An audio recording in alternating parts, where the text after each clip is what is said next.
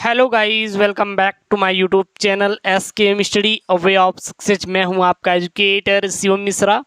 अब देखिए, अब हमारे पास बहुत ही कम समय बचा हुआ है, लास्ट डे। तो लास्ट डे में अब फुल आपको तैयारी करनी है। ऐसा नहीं कि थोड़ा थोड़ा तैयारी करना है, बिल्कुल भी नहीं। अब आपको पूरा का पूरा ये 70 नंबर हम पक्का कराने के लिए आपके सामने वीडियो लेकर प्रस्तुत हुए हैं। और इसी प्रकार ढेर सारे आपके वायरल मॉडल पेपर के सेट में करवाने वाला हूं, जो कि आपके बोर्ड एग्जाम में बिल्कुल आने वाला है। और हूबहू आपके पेपर देख सकते हैं, पूरा पेपर ही है आपके बोर्ड वाला, देख सकते हैं ना, पूरा पूरा आपका पेपर है, बोर्ड में आने वाला है। यहाँ पे देख लीजिए, ये बिल्कुल आपके पेपर आएगा बोर्ड एग्जाम में। इसलिए आप इस पेपर को तैयार कर लीजिए। अगर जो चीज़ आपको ना समझ में आएगा ना, तो आप कमेंट बॉक्स में कमेंट कर देंगे, ठीक है ना। टेंशन नहीं लेने यार, जब मैं हूँ तो आपको टेंशन बिल्कुल भी नहीं लेना। कमेंट बॉक्स में कमेंट कर दीजिएगा कि किसका क्या चाहिए, आपको मिल जाएगा सारा सारा सोल्यूशन। तो ये देख सकते हैं पेपर कोड क्या है, 348 FAS पेपर कोड है, जीव विज्ञान का है। यहाँ पे आपको अंकमांक भरने के लिए आएगा पेपर में, और यहाँ पे आपको नाम 153, इससे कोई लेना देना नहीं रहेगा। मेन पेपर कोड यही है 348 FAS, मुद्रित पृष्ठों की संख्या 12, इससे कोई लेना देना नहीं। 70 नंबर का आपका क्या रहने वाला है, पूर्णांक रहने वाला है। और 3 घंटे 15 मिनट का आपके पास क्या रहेगा, पूरा समय रहेगा। प्रारंभ के 15 मिनट परीक्षार्थियों को प्रश्न पत्र पढ़ने के लिए क्या रहेंगे, निर्धारित रहेंगे। और आप अपने बचे हुए 15 मिनट में प्रश्न पत्र को क्या करेंगे, पढ़ेंगे। और पढ़ने के बाद क्या लिखेंगे, उसका उत्तर लिखेंगे। निर्देश सभी प्रश्न करना आपके लिए अनिवार्य है। आवश्यकता अनुसार अपने उत्तरों की पुष्टि नामांकित रेखा चित्रों द्वारा कीजिए। प्रत्येक प्रश्न के निर्धारित अंक उसके सम्मुख अंकित हैं, तो इसको आपके सामने दिए रहेंगे, ठीक है ना।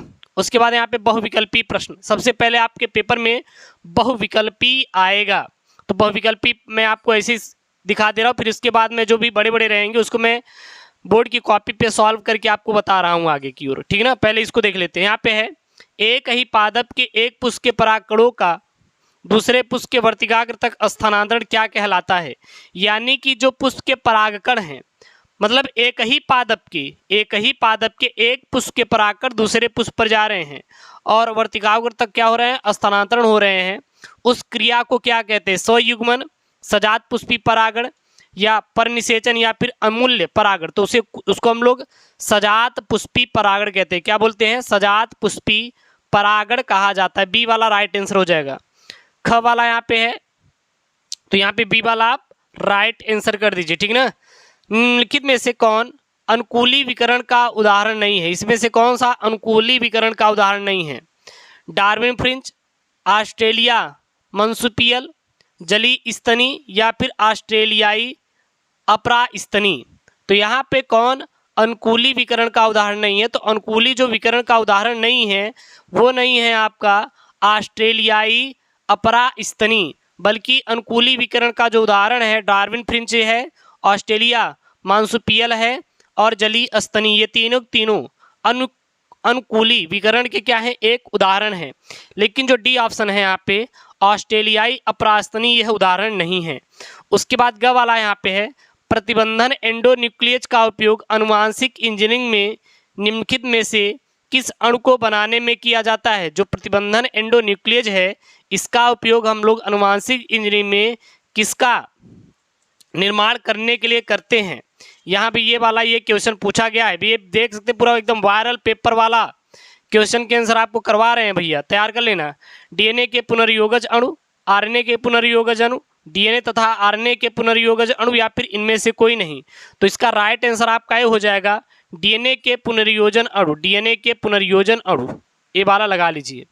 फिर यहाँ पे घ वाला है, एक प्रारूपी आवृत बीजी भ्रूण कोष परिपक्व होने पर होता है। यानी कि जो प्रारूपिक आवृत बीजी भ्रूण कोष होता है, या जब परिपक्व होता है तो यह किसका निर्माण करता है, 7 न्यूक्लीकृत 8 कोष की, 7 न्यूक्लीकृत 7 कोष की, 8 न्यूक्लीकृत 7 कोष की, या 8 न्यूक्लीकृत 8 कोष की। तो एक प्रारूपी आवृत बीजी भ्रूण कोष परिपक्व होने पर जो यह होता है 7 न्यूक्लीकृत 8 कोष की होता है। क्या होता है, 7 न्यूक्लीकृत 8 कोष की होता है, ठीक है। सॉरी, इसका ये हो जाएगा, घ वाले का राइट आंसर आपका सी वाला हो जाएगा। ये नहीं होगा, ये वाला हो जाएगा। 8 न्यूक्लियकृत 7 कोशिकी होता है, ठीक है ना। इसके बाद आप क्या आएंगे, निश्चित उत्तरीय प्रश्न। क्या आएंगे, निश्चित उत्तरीय प्रश्न। अब मैं आपको बोर्ड की कॉपी पे ये क्वेश्चन को सॉल्व करके मैं बताने वाला हूं। और यार वीडियो को लाइक करना, क्योंकि अब एक एक वीडियो आपका 70 नंबर होगा। बिल्कुल वायरल पेपर, मॉडल पेपर जो भी बोर्ड की तरफ से जारी किया गया है, हर एक चीज़ मैं करवाऊंगा।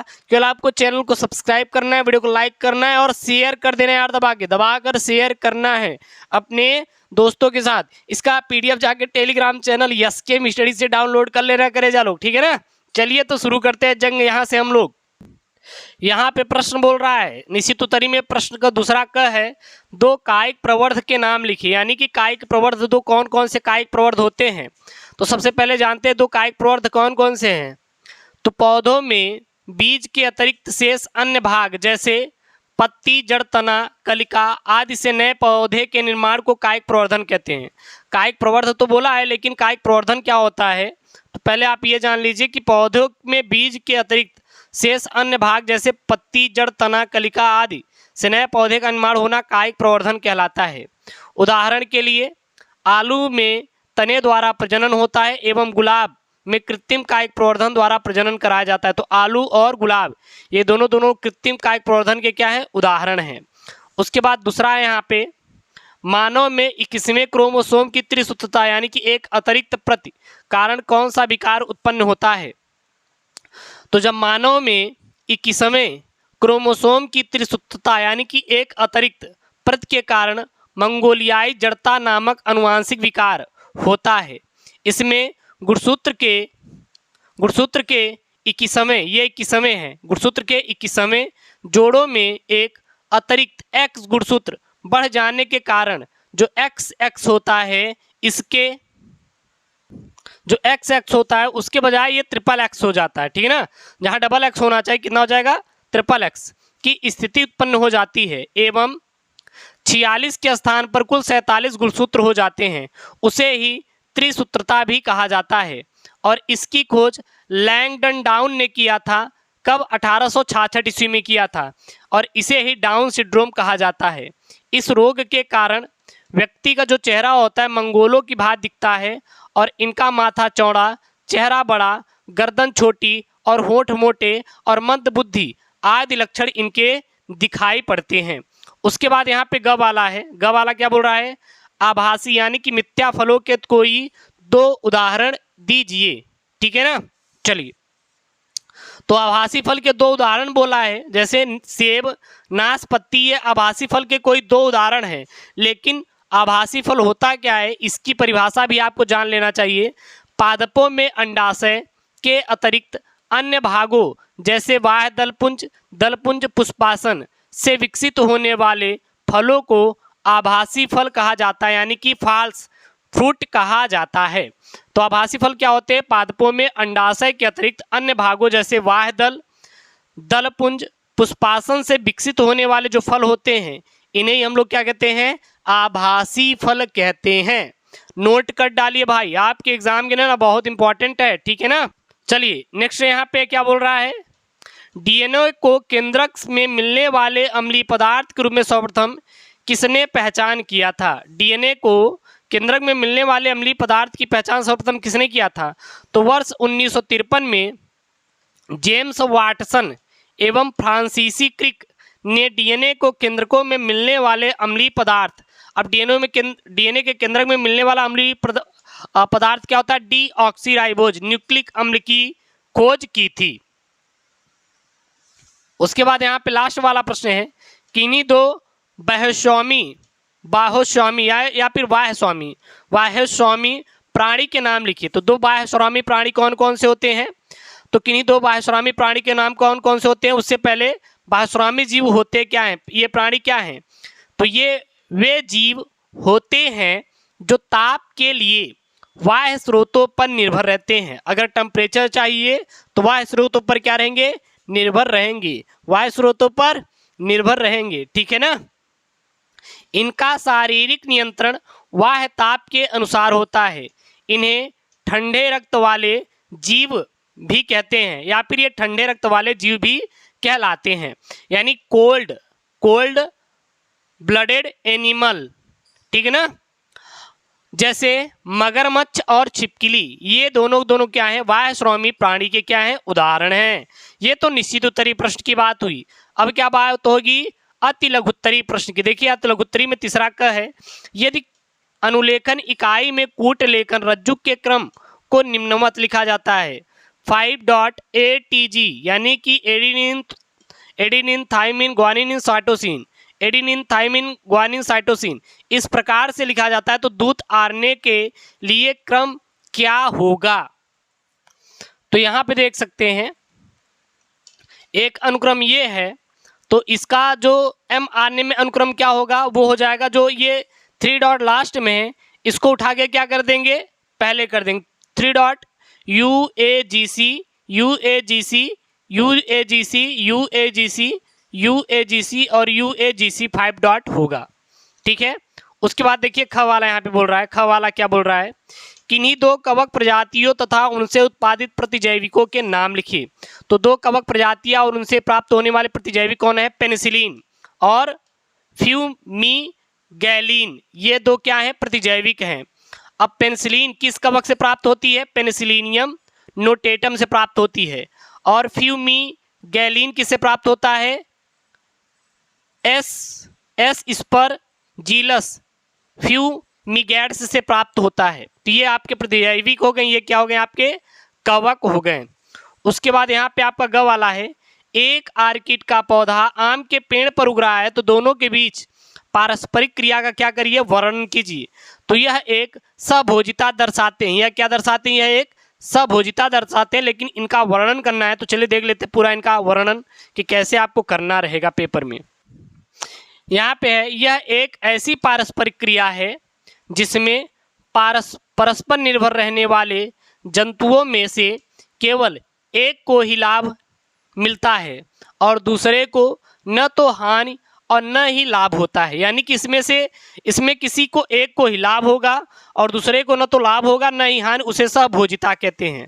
उदाहरण यहाँ पर पूछा गया था, तो आर्किड के पौधे एवं आम के वृक्ष में होने वाली इस पारस्परिक क्रिया में केवल आर्किड के पौधों को लाभ होता है, आम के वृक्ष पर उगता है, परंतु भोजन को प्राप्ति इसे वायवीय जड़ों द्वारा होता है और इस प्रकार यह आम के वृक्ष को कोई हानि नहीं पहुंचाता। उसके बाद यहाँ पे न्यूक्लियोसोम का नामांकित चित्र बनाइए और इससे संबंधित प्रोटीन को आपको लिखना है। तो चलिए देख लेते हैं। यहाँ पे प्रोकैरियोटिक कोशिकाओं में सुविकसित केंद्रक यानी कि हिस्टोप्रोटीन अनुपस्थित होता है, यानी कि प्रोकैरियोटिक कोशिकाओं में जो सुविकसित केंद्रक यानी कि हिस्टोप्रोटीन होता है वो नहीं पाया जाता। डीएनए ऋणात्मक आवेशित एवं धनात्मक आवेशित प्रोटीन में बंधकर एक जगह पर बंध जाता है, क्या हो जाता है, बंधा रहता है। इस संरचना को केंद्रकाभ कहा जाता है। केंद्रकाभ में बड़े लूपों में प्रोटीन से जुड़कर डीएनए जो होता है, केंद्रकाभ में डीएनए बड़े लूप में प्रोटीन से जुड़कर व्यवस्थित होता है और धनात्मक आवेशित प्रोटीन हिस्टोन प्रोटीन होता है। 8 हिस्टोन अणुओं की इकाई चारों ओर से ऋणात्मक आवेशित अणुओं से जुड़ा होता है और इसे न्यूक्लियोसोम कहते हैं। इसे क्या कहते हैं, न्यूक्लियोसोम कहते हैं। आप देखिए ये आपका है हिस्टोप्रोटीन का क्या है, एक अणु है। अगर आप फिगर बनाना होता है न्यूक्लियोसोम का, तो ये न्यूक्लियोसोम का आप चित्र बना सकते हैं। ये क्या है आपका हिस्टोप्रोटीन कोड। ये देखिए न्यूक्लियोसोम का आपका पूरा क्या है, संरचना है। ठीक है ना, घटा हुआ संरचना। तो देन कितना इंपॉर्टेंट है पेपर में, इसलिए आप इसको तैयार कर लीजिएगा। उसके बाद यहाँ पे अंगा वाला प्रश्न है, ऊर्जा का एक आदर्श पिरामिड चित्र बनाइए। ऊर्जा पिरामिड सदैव खड़ी अवस्था यानी सीधा में क्यों रहता है। चलिए देख लेते हैं कि ऊर्जा एक आदर्श पिरामिड ऊर्जा और पिरामिड सदैव खड़ी अवस्था में सीधा क्यों रहता है। तो पारिस्थितिक तंत्र में ऊर्जा प्रवाह को लिंडमैन नियम के अनुसार समझा जा सकता है। इस नियम को 10% का नियम भी कहते हैं। हरे पादप मतलब जो उत्पादक होते हैं सूर्य ऊर्जा का उपयोग करके भोजन बनाते हैं और इसमें प्रकाश ऊर्जा रासायनिक ऊर्जा में परिवर्तित होता है। लिंडमैन ने कहा, एक पोषक स्तर से दूसरे पोषक स्तर में ऊर्जा का केवल 10% भाग ही स्थानांतरित होता है, शेष 90% वातावरण में मुक्त हो जाता है। किसी खाद्य श्रृंखला उत्पादक की ऊर्जा 100% का या इसके उच्च पोषक स्तर प्रथम उपभोक्ता में 10% स्थानांतरित होगा, ठीक है, और इसी प्रकार अगले उपभोक्ता में भी 1% ऊर्जा स्थानांतरित होगा। इस प्रकार ऊर्जा की मात्रा उत्पादक में उपभोक्ता की ओर घटता रहता है और इसे ही ऊर्जा का एक दिशीय प्रवाह कहा जाता है, और यही कारण है कि ऊर्जा का केवल एक सीधा पिरामिड ही बनता है। क्लियर है? तो ये आपका क्या हो गया, मैंने यहाँ पे बहुविकल्पी भी बता दिया और निश्चित उत्तरी भी बता दिया और लघु उत्तरी, ये सभी एक एक नंबर के हैं, और ये भी आपका 1 नंबर का, ये भी नंबर का। अब ये 2 नंबर का है और ये आपके 2 नंबर के हैं, और ये आपके 3 नंबर के हैं, ये आपके 3 नंबर के, आपके 2 नंबर वाले हैं, ठीक है ना। अब हम लोग इसको देखते हैं लघु उत्तरी प्रश्न को। चलिए आगे की तरफ देखते हैं। यहाँ पे अगला यहाँ पे लघु उत्तरी है। लघु उत्तरी में पहला प्रश्न है कि नामांकित चित्र की सहायता से लघु बीजाणु धान की संरचना का संक्षेप में वर्णन कीजिए। देखिए लघु बीजाणु धान की संरचना आप बना लीजिएगा, बाकी मैं यहाँ पे लिख के आपको समझा दिया हूँ, ठीक है। तो सबसे पहले एक पराग मात्र कोशिका से अर्धसूत्री विभाजन द्वारा लघु बीजाणु के निर्माण की प्रक्रिया को लघु बीजाणु जनन कहते हैं। तो लघु बीजाणु जनन क्या होता है, तो एक पराग मात्र कोशिका से अर्धसूत्री विभाजन द्वारा लघु बीजाणु के निर्माण की प्रक्रिया को लघु बीजाणु जनन कहते हैं। लघु बीजाणु एवं पराग कणों का निर्माण लघु बीजाणु धान में होता है, और इनकी संख्या कितनी होती है, इनकी संख्या हजारों में होती है। पुंकेसर नर जनन सहायक अंग होता है जो दो भागों का निर्माण करता है, यानी कि जो पुंकेसर होता है यह एक नर जनन सहायक अंग होता है जो 2 भागों से निर्मित होता है। इसमें एक लंबा पतला डंठल तंतु जिसे हम लोग फिलामेंट कहते हैं तथा दूसरा सिरा द्विपाली संरचना पराग कोश यानी कि एंथर कहलाता है।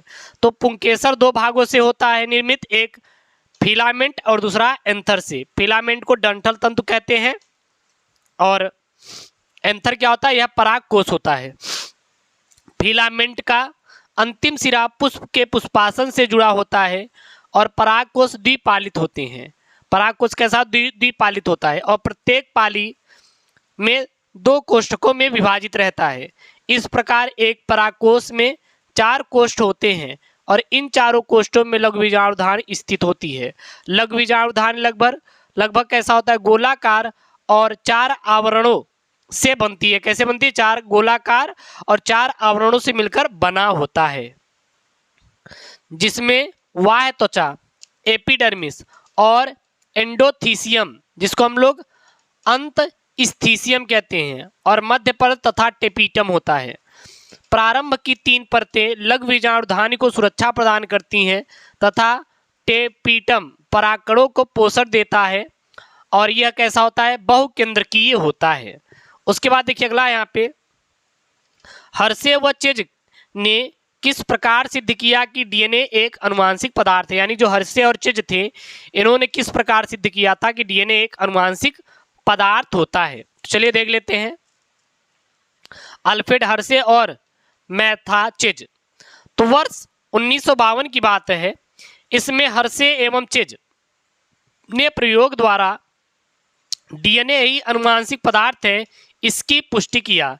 यानी कि वर्ष 1952 में हर्शे और चेज ने यह पुष्टि किया कि डीएनए ही एक अनुवांशिक पदार्थ होता है। उन्होंने बैक्टीरियोफेज यानी कि बैक्टीरिया को प्रभावित करने वाले विषाणु पर शोध किया। इन्होंने क्या किया, इन्होंने बैक्टीरियोफेज यानी बैक्टीरिया को प्रभावित करने वाले विषाणु पर इन्होंने शोध किया। बैक्टीरियोफेज जीवाणु शरीर में घुसते हैं एवं अपना अनुवांशिक पदार्थ जीवाणु कोशिका में स्थानांतरित कर देते हैं, जिससे द्विगुणन द्वारा कई सौ क्या बनते हैं, कई सौ संख्या में विषाणु तेजी से पनपते और उत्पन्न होते हैं। अब इनका प्रयोग देखिए कैसा इन्होंने किया। सबसे पहला प्रयोग, कुछ विषाणु रेडिएक्टिव फास्फोरस वाले माध्यम पर तथा कुछ रेडिएक्टिव सल्फर वाले माध्यम में उत्पन्न हुए। दूसरा, रेडिएक्टिव फास्फोरस वाले माध्यम में उत्पन्न होने वाले विषाणु में डीएनए पाया गया, प्रोटीन नहीं। अतः डीएनए में फास्फोरस होता है, जबकि प्रोटीन में फास्फोरस नहीं पाया जाता। जो विषाणु रेडिएक्टिव सल्फर वाले माध्यम में उत्पन्न हुए उनमें प्रोटीन पाया गया, जबकि डीएनए नहीं। अतः डीएनए में सल्फर नहीं होता है। दूसरे में इन्होंने क्या पाया, दूसरे पॉइंट में देखिए, अतः बैक्टीरियोफेज वाले विषाणु का संक्रमण ई कोलाई जीवाणु में कराया गया। जैसे जैसे संक्रमण बढ़ा, विषाणु कोट को निकाल दिया गया और उपकेंद्रण द्वारा विषाणु कणों को अलग कर लिया गया। तो ये तो था प्रयोग। अब प्रयोग करेंगे तो जाहिर सी बात है निष्कर्ष भी निकलेगा। तो चलिए देखते हैं क्या निष्कर्ष निकला। अब देखिए निष्कर्ष क्या निकलता है। जो जीवाणु रेडिएक्टिव डीएनए वाले विषाणु से संक्रमित थे वे रेडिएक्टिव थे, तथा जो विषाणु रेडिएक्टिव प्रोटीन से संक्रमित थे रेडिएक्टिव नहीं थे। इस तरह यह सिद्ध हुआ कि डीएनए ही अनुवांशिक पदार्थ है जिसका स्थानांतरण विषाणुओं से जीवाणुओं में हुआ था। ठीक है, बस इतना ही आपको लिखना है। उसके बाद ग वाला प्रश्न है। देखिए ग क्या बोल रहा है यहाँ पे। ग यहाँ पेपर में देखिए, निम्नलिखित पर संक्षिप्त टिप्पणी कीजिए। किस पर? हाथी पाव और एस्केरिसिता या फिर एस्केरिएसिस पर आपको क्या करना है, टिप्पणी करना है। चलिए सबसे पहले फाइलेरिया यानी कि हाथी पाव इन्होंने दिया है ना, तो देख लेते हैं। हाथी पाव को क्या बोलते हैं? एलिफेंटिएसिस भी कहते हैं। फाइलेरिया संघ निमेटोडा का परजीवी वाउचेरिया ब्रैकॉफ्टी के संक्रमण से होता है। इसे हाथी पाव यानी कि एलिफेंटिएसिस भी कहा जाता है। इसका संक्रमण कैसे होता है?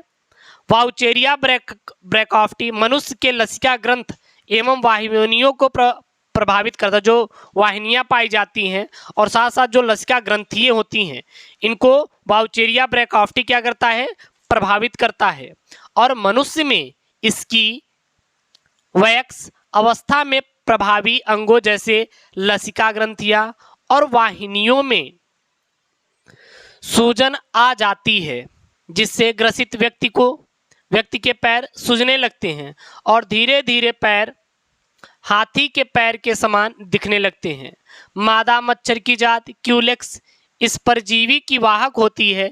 जब मादा मच्छर क्यूलेक्स मनुष्य को काटती है तो वाउचेरिया के अंडक व्यक्ति के शरीर में पहुंच जाता है तथा वृद्धि करके क्या पैदा करते हैं? संक्रमण फैलाते हैं। इसके लक्षण क्या क्या हैं? तो प्रारंभिक अवस्था में कोई विशेष लक्षण प्रदर्शित नहीं होता, लेकिन धीरे धीरे इसकी संख्या वृद्धि के साथ व्यक्ति को कपकपी के साथ ज्वर यानी बुखार आना, सिर दर्द, गले में सूजन, मानसिक विकार आदि इसके लिए मतलब कि उत्पन्न हो जाते हैं। बस यही है, ठीक है ना। बाकी ये आपका थोड़ा सा बगल है, क्लियर है ना। देन ये लक्षण है यहाँ से यहाँ तक, ये गलत है, इसको आप लोग मत लिखिएगा। ये वाला ये गलत है, ठीक है ना, ये गलत है। बस उतना ही आपको करना है, क्लियर है।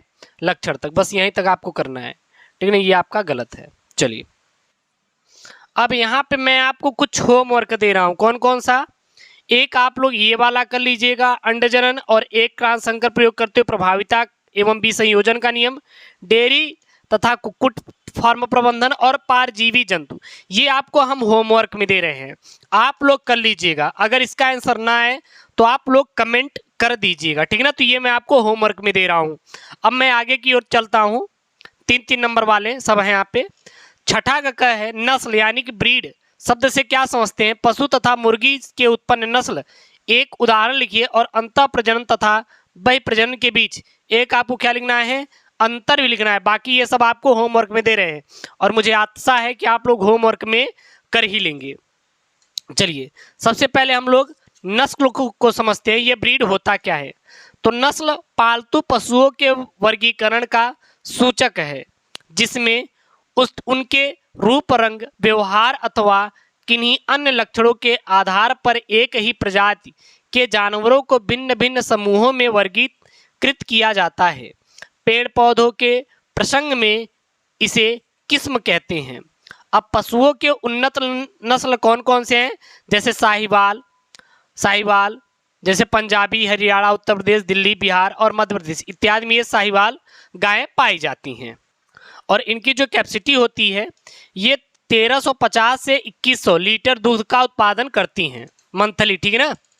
और इसी तरह गिर मुख्यतः गुजरात क्षेत्र में पाई जाती है और ये जो औसतन अपना दूध उत्पादन करती है एक समय में वो 900 से 1600 लीटर। ऐसा नहीं कि दिन भर में 900 लीटर दे देंगी, अरे भाई ऐसा मत सोचिए, ठीक है ना।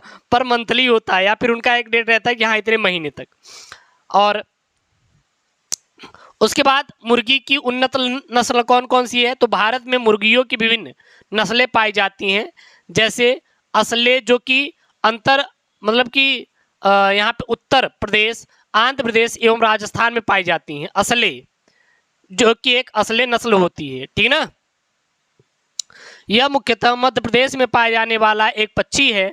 कौन? मुर्गी का। इसके मांस में लगभग 25% प्रोटीन की मात्रा पाई जाती है, जो मुर्गी पालन एवं इसके उद्योग में मुख्यतः स्थान रखती है। क्लियर है? उसके बाद देखिए इसमें एक प्रश्न इन्होंने बोल दिया था कि अंतः प्रजनन और बहि प्रजनन में क्या बताना है? अंतर भी बताना था। तो अंतः प्रजनन और बहि प्रजनन में अंतर। तो अंतः प्रजनन इस प्रकार के प्रजनन में एक ही नस्ल के पशुओं के मध्य प्रजनन कराया जाता है और बाह्य प्रजनन में इस प्रकार के प्रजनन में भिन्न भिन्न नस्लों के पशुओं के मध्य प्रजनन कराया जाता है।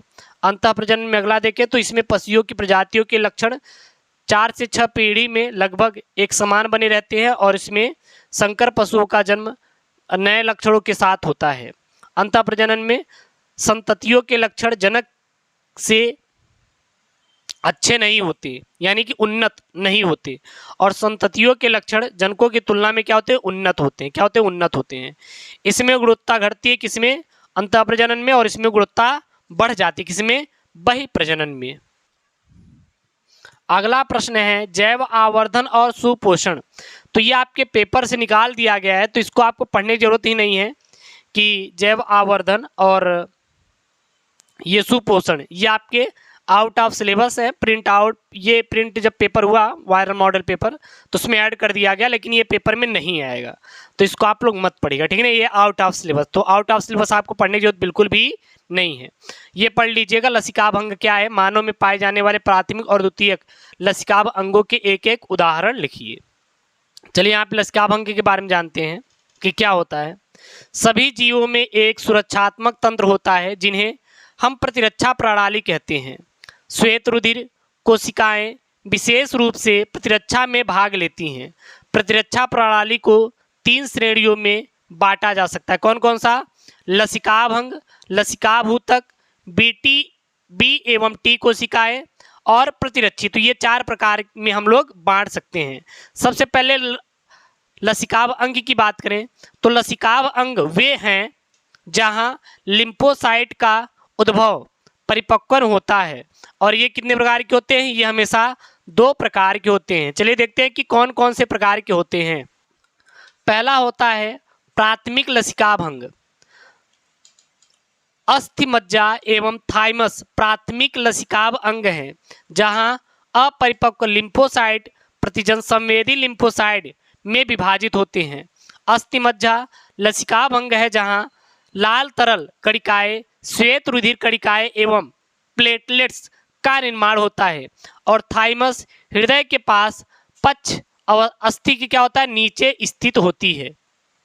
उसके बाद द्वितीय लसिकाभ अंग क्या होता है? इसको देख लीजिए।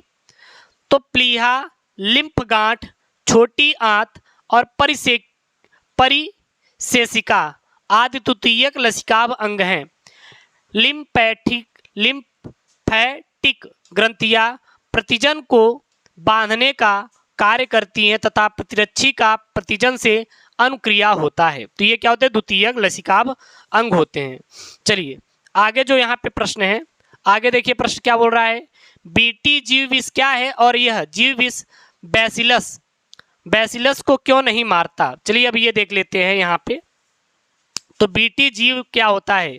बीटी को कहते हैं बैसिलस थुरिएंजेंसिस। बैसिलस थुरिएंजेंसिस इसको कहा जाता है। देखिए यहाँ पे बीटी यानी कि यह एक प्रकाश का विष होता है जो बैसिलस thuringiensis नामक जीवाणु में पाया जाता है, जिससे इनमें पाए जाने वाले रसायनों से जीवों को बहुत कम हानियां होती हैं। बीटी जीवाणु की कई प्रजातियां एक विशिष्ट प्रोटीन का निर्माण करती हैं। यह क्षारीय माध्यम में सक्रिय हो जाता है, जिससे इनके आंत की उपकला कोशिकाएं नष्ट हो जाती हैं एवं इन कीटों की मृत्यु हो जाती है, और इस प्रकार पौधों को कीटों द्वारा होने वाले नुकसान को क्या बचाना क्या हो जाता है, संभव हो जाता है। उसके बाद यहाँ पे मनुष्य के, अब यहाँ पे विस्तृत उत्तरीय प्रश्न है, मनुष्य में नर जनन तंत्र का नामांकित चित्र बनाइए। मैंने इस पर पूरा डिटेल में भी समझाया है, आप जाइए लाइव क्लास में, वहाँ पर पढ़ लीजिए, या फिर मैं link in the description box में मैं डाल दूंगा, जाके वहाँ से आप लोग पढ़ लीजिएगा, ठीक ना, डिटेल में, कि मनुष्य में नर जनन तंत्र का नामांकित चित्र, पूरा वर्णन सहित मैंने बताया, नर और मादा दोनों का। जाइए विस्तार से वहाँ पे दिया गया है, मैंने पूरा समझाया हर एक पॉइंट को, तो आराम से पढ़ लीजिए, कोई दिक्कत नहीं होगी, ठीक है। मान लीजिए वहाँ पे अगर आपको नहीं जाना चाहते, नहीं पढ़ना चाहते, तो कोई बात नहीं, मैं यहाँ पे आपको समझाई दे रहा हूँ कि पुरुषों में नर जनन अंग एक जोड़ा वृषण, शुक्र वाहिका और वृषण के आदि अन्य सहायक अंग होते हैं। मनुष्य में नर जनतंत्र का वर्णन निम्नवत है। सबसे पहले बात करें टेस्टिस यानी कि वृषण की, तो यह एक जोड़ी अंडाकार, लगभग 5 सेंटीमीटर लंबे, 2.3 सेंटीमीटर मोटे होते हैं। प्रत्येक पिंडक से ढीले संयोजी ऊतक से बने शुक्रजन नलिकाएं निकलती हैं और इन नलिकाओं के अंदर जनन एपिथेलियम कोशिकाओं से शुक्राणुओं का निर्माण होता है। उसके बाद यहाँ पे अधिवृषण या फिर एपिडिडाइमिस, तो प्रत्येक वृषण से एक लंबी सकरी व चपटी संरचना निकलती है और यह अत्यधिक कुंडलित तथा लंबी, लगभग 6 मीटर, कितना है यहाँ पे 6 मीटर लंबा होता है।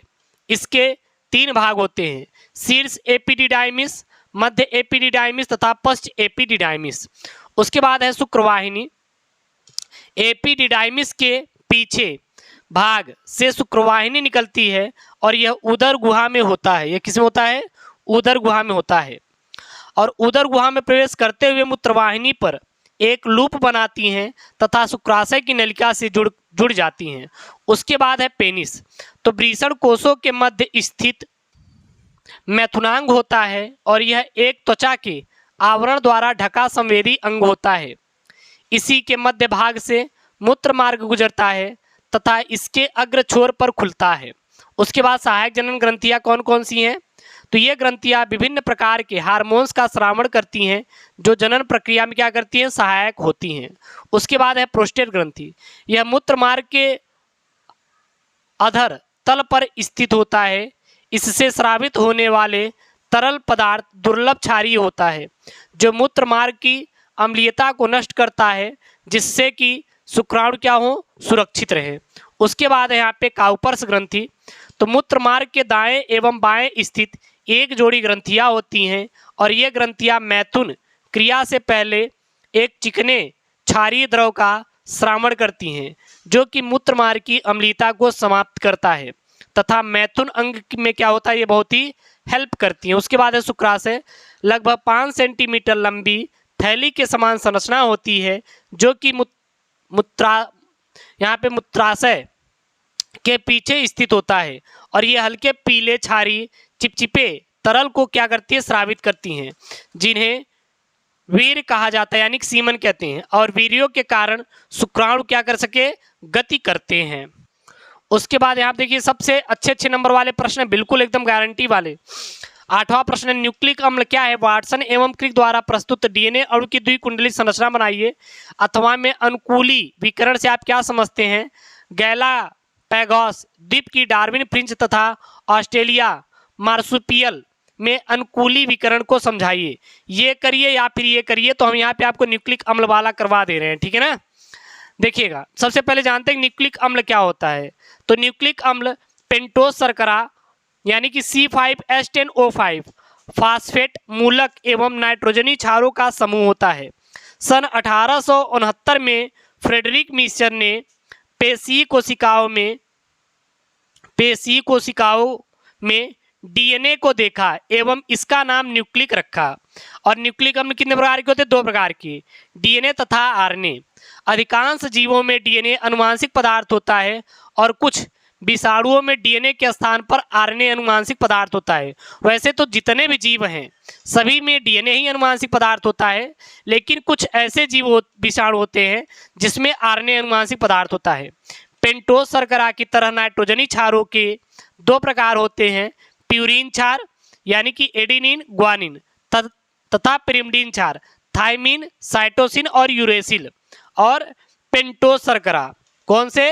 पेंटोज शर्करा। जैसे फास्फेट तथा नाइट्रोजनी क्षार सम्मिलित रूप से न्यूक्लियोटाइड्स कहलाते हैं, इसको भी हम लोग कहते हैं। क्लियर है ना? पेंटोज शर्करा अर्थात फास्फेट मूलक तथा नाइट्रोजनी क्षार सम्मिलित रूप से न्यूक्लियोटाइड्स कहलाते हैं। पॉलीन्यूक्लियोटाइड्स की श्रृंखलाएं एक दूसरे की पूरक होती हैं और 1953 में वाटसन एवं क्रिक ने डीएनए के द्विकुंडलित मॉडल को प्रस्तुत किया एवं डीएनए के विभिन्न लक्षणों का उल्लेख किया। अब देखिए क्या क्या विशेषताएं थी। सबसे पहले विशेषताएं थी, डीएनए 2 पॉलीन्यूक्लियोटाइड से निर्मित होता है। जो डीएनए होता है कितने पॉलीन्यूक्लियोटाइड से निर्मित होता है? बना होता है 2, जिसके आधार पर शर्करा एवं फास्फेट मूलक जुड़े होते हैं। नाइट्रोजनी क्षार पार्श्व भागों में स्थित होते हैं। इसमें दोनों श्रृंखलाएं दक्षिणावर्त कुंडलित एवं एक दूसरे की समांतर होती हैं और एक श्रृंखला 5.3 तो दूसरी श्रृंखला 3.5 होता है। दोनों रज्जुकों के क्षार हाइड्रोजन बंध द्वारा क्या होते हैं? जुड़े होते हैं। और एक प्यूरिन क्षार यानी कि प्यूरिन क्षार एडेनिन एवं पिरिमिडीन क्षार। अब पिरिमिडीन क्षार जैसे थायमिन साइटोसिन और यूरेसिल से द्विक हाइड्रोजन बंध द्वारा, इसी तरह प्यूरिन क्षार ग्वानिन पिरिमिडीन क्षार साइटोसिन से क्या होते हैं? त्रिक हाइड्रोजन बंध द्वारा जुड़े रहते हैं। डीएनए में नाइट्रोजनी क्षार यूरेसिल का अभाव होता है और यह आरएनए श्रृंखला में एडेनिन से हाइड्रोजन बंध द्वारा क्या होता है? जुड़ा रहता है।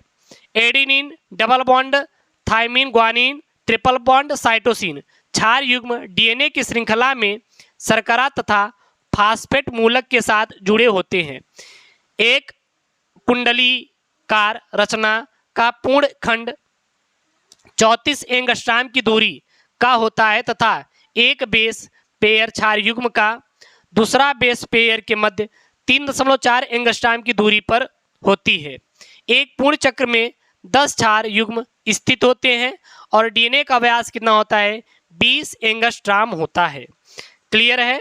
उसके बाद यहाँ पे आपके 2 आ जाएंगे, पारिस्थितिक अनुक्रमण, ठीक है ना, ये वाला आ जाएगा। और दूसरा है वायु प्रदूषण, और वायु प्रदूषण कारकों द्वारा मानव स्वास्थ्य पर रोगों की विवेचना कीजिए। इसको हम आपको होमवर्क में दे रहे हैं और मैं आशा करता हूँ कि आप लोग होमवर्क में ये कर ही लेंगे। 2 मैं आपको दे रहा हूँ, ठीक है ना। वैसे ये पेपर में नहीं आएंगे, लेकिन मैंने सोचा कि आपको प्रैक्टिस के लिए दे देते हैं। अगर पूछ लिया जाएगा तो फंस जाएगा, तो आप सॉल्व कर दीजिएगा। तो यहाँ पे देख सकते हैं, ठीक है। ये पेपर में उतना इंपॉर्टेंट नहीं है, देन मैं इसको छोड़ दे रहा हूँ। बाकी जो इंपॉर्टेंट थे मैंने करवा भी दिया पूरा सॉल्व। और यहाँ आप देख सकते हैं ये आपके बायोलॉजी पूरा वायरल मॉडल पेपर है और इसको आप लोग क्या करेंगे? तैयार कर लेंगे। कोड है 348 FAS, जो कि 70 नंबर का आपका पेपर आने पूरा आएगा। और मुझे आशा है कि आप लोग जीव विज्ञान में जो 70 में 70 टारगेट किए हैं 2024 बोर्ड एग्जाम में, बिल्कुल आपका आएगा, टेंशन नहीं लेना है यार। और 3 घंटे 15 मिनट में पूरा धुआं करके आओगे पेपर को। और चैनल को यार सब्सक्राइब नहीं किए तो प्लीज़ चैनल को सब्सक्राइब कर लीजिए, क्योंकि बोर्ड एग्जाम 2024 की तैयारी बेहतरीन से बेहतरीन करवाएंगे। जितना भी model paper, viral paper, important question होगा, सब कुछ हम लोग आपको प्रोवाइड कर देंगे, एक भी आपका छूटेगा नहीं। और एक चीज़ और, इसका PDF मैं टेलीग्राम पर भेज दूंगा। टेलीग्राम चैनल का लिंक डिस्क्रिप्शन बॉक्स के अंदर मैं डाल दे रहा हूँ, जाके वहाँ से टेलीग्राम चैनल को ज्वाइन कर लीजिएगा। तो मिलते हैं नेक्स्ट वीडियो में, और ऐसी वीडियो के लिए चैनल को सब्सक्राइब करिए, वीडियो को लाइक करिए। ओके दोस्तों, थैंक यू, जय हिंद, टेक केयर, बाय बाय।